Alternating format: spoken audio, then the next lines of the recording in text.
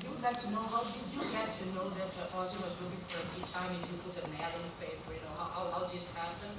And what was the first thing that crossed your mind when you said, well, I mean... Mike Inez called me about a year ago, and then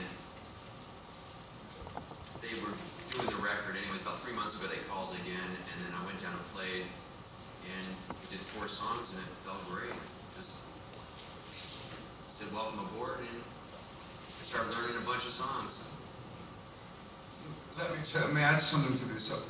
I didn't know at the time of meeting Joe that at one time that Joe was one of Randy Rhoads' students. And when I first heard Joe play, I don't know whether it was the Randy Rhoads lessons that he'd had, but I picked up on this like feeling that he had in his, and I suppose it was the part of Randy Rhoads that I still miss. You know, it's not that he copies everything that Randy Rhoads plays, but he's definitely got a style which has been influenced somewhat, I think.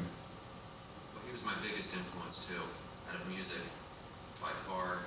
That was like one of the biggest highlights of me getting to do anything, was taking lessons from him.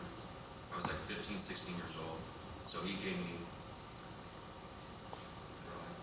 So was he the one that called you first? Was he Randy was the one that called you? Who called you to invite you? Randy Rhoads. Mike. Oh, Randy! Mike who? Inez. Mike Inez ligou para ele mais ou menos um ano atrás e falou dessa possibilidade. E aí 3 semanas antes de eles começarem a gravar o disco, ele ligou novamente e falou, vem aqui no estúdio e tal. E ele entrou no estúdio, eles tocaram 4 músicas, o som ficou muito bom e o Ozzy falou para ele, bem-vindo a bordo. E ele começou a ensaiar e começou a tocar. E o Ozzy acrescentou o seguinte, que o cara que ensinou ele a tocar quando ele tinha 15, 16 anos, que chama Randy Rhoads. Esse cara foi a grande influência dele, foi o cara que ensinou tudo pra ele e o Ozzy acha que ele escolheu o Joe Holmes porque ele tem esse estilo e porque ele teve essa escola de guitarra. Eu queria saber se ele ainda mantém contato com os músicos que já passaram pela banda dele, que ele fala que ele abençoa todo mundo que sai da banda dele, o que ele achou do Pride and Glory e quem gravou o disco novo dele. O que ele achou do quê? Pride and Glory. E quem gravou o disco dele? He said that you always bless everybody that leaves your band. Mm-hmm. So you still friends with these people, you still have contact with them. Oh yeah. And he would like to know who played guitar in Pride and Glory. Zakk Wilde. No. I just. He would like to know if no, sorry, I'm sorry. I would like to know if you liked Pride and Glory and who is playing in your new album.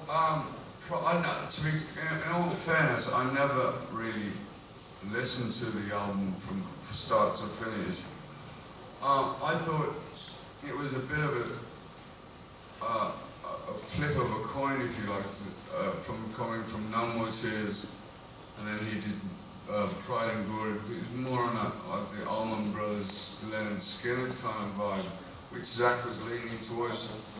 Not saying that it was a bad album. It is not my kind of music, and I don't particularly rush out and buy the latest Leonard Skinner album or the Allman Brothers. But I can appreciate the music, and that's where Zakk had his heart set on going that way, and I'm sure eventually he'll get success with it because he's a fantastic guy, a fantastic player, and